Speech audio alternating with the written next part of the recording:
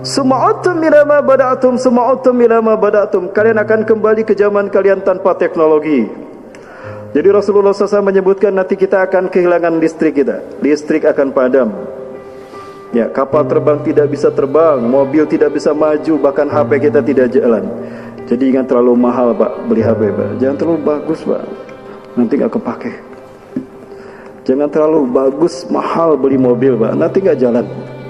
Kita akan kembali ke zaman unta. Itu sangat mudah sekali Bos. Dan bagaimana peristiwa itu akan terjadi? Ada banyak peristiwa-peristiwa besar. Salah satunya adalah perang demi perang. Dari banyak perang yang akan terjadi ada dua, saya bagi dua Pak. Ada perang Armageddon dan ada perang Malhamatul Kubra. Perang-perang inilah yang memunculkan pemimpin yang sesungguhnya di muka bumi.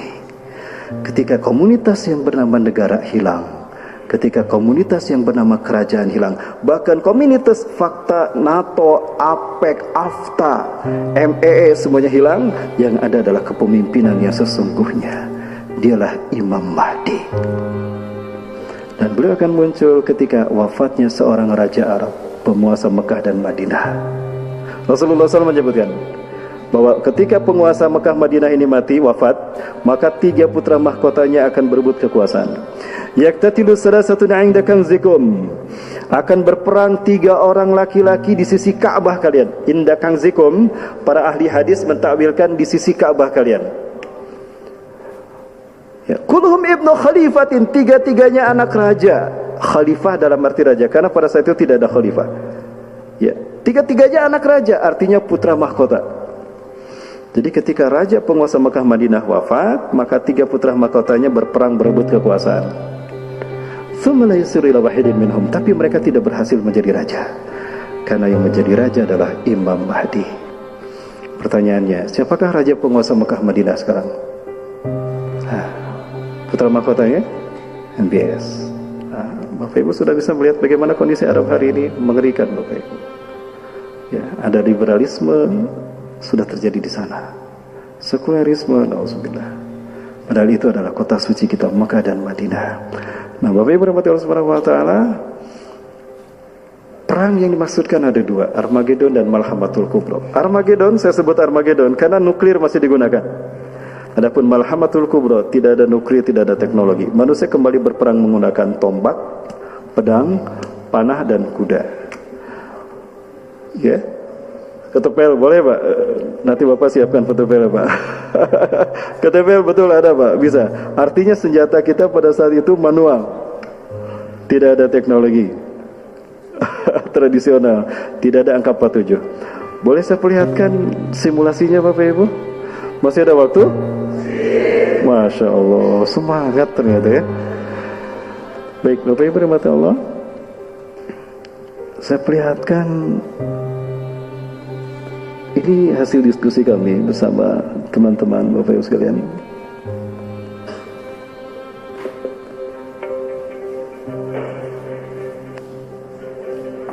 Ini adalah perbedaan antara Armageddon dengan Malhamatul Kubra. Beliau adalah Bapak Denny Halim. Beliau yang membuat tayangan yang Bapak Ibu lihat ini. Dan beliau pemerhati akhir zaman. Beliau sempat mengajukan film ini pada saya, dan Ustaz tolong dikoreksi menurut Ustaz bagaimana. Saya sampaikan secara garis besar pendapat Bapak dengan saya sama Pak. Bahkan kalau Bapak mengizinkan, film Bapak akan saya pakai dalam kajian saya. Akhirnya beliau mengizinkan. Dan ini adalah hasil karya beliau. Ya. Ada beberapa memang sedikit berbeda dengan apa yang saya sampaikan, tapi secara garis besar pendapat beliau ini sudah hampir sama dengan apa dengan saya Bapak Ibu. Mohon maaf tadi. Jadi kondisi geopolitik dunia hari ini lebih menjurus kepada memang akan terjadinya perang asimetris. Walaupun ada dominasi yang berbeda antara dulu perang dunia kedua dengan perang yang dimaksudkan ini. Artinya ada dominasi kepemimpinan, ada suksesi di conquer power, blok timur.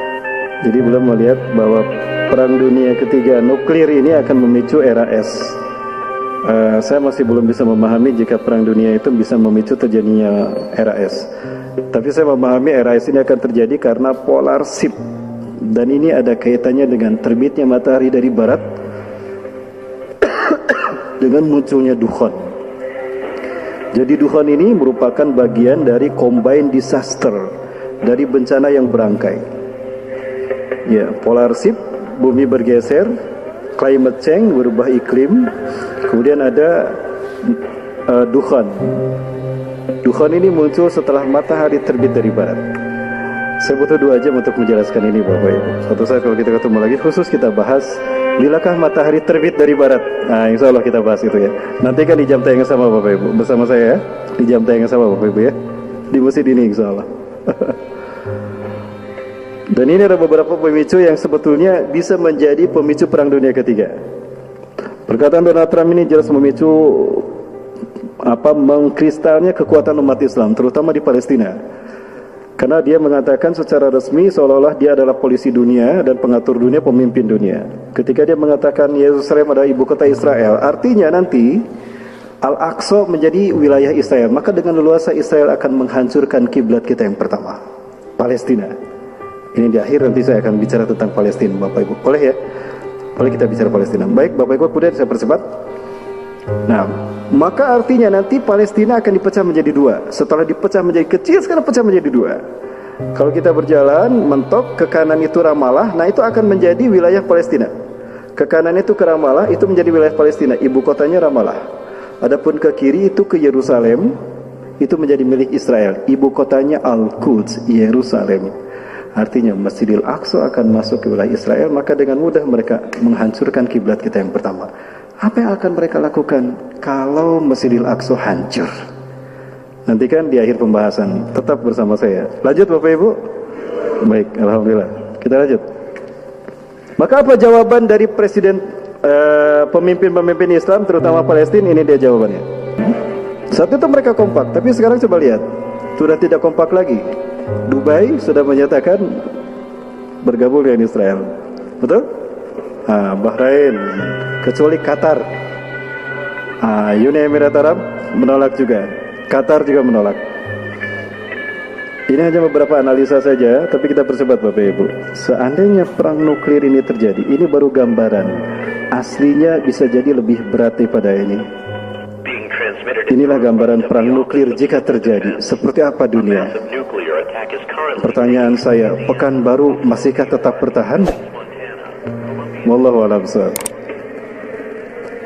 Yang namanya nuklir, dia memiliki beberapa gelombang. Gelombang fusi elektron pertama itu menciptakan hawa panas dalam waktu cepat. Dan itu bisa membakar apapun yang ada di permukaan bumi sampai 500 derajat Fahrenheit, tergantung jenis bom atom itu. Ada dari natrium, ada dari helium, ya, dari hidrogen. Nah, ini gelombang fusi elektron yang kedua menghancur leburkan apa yang sudah dibakar.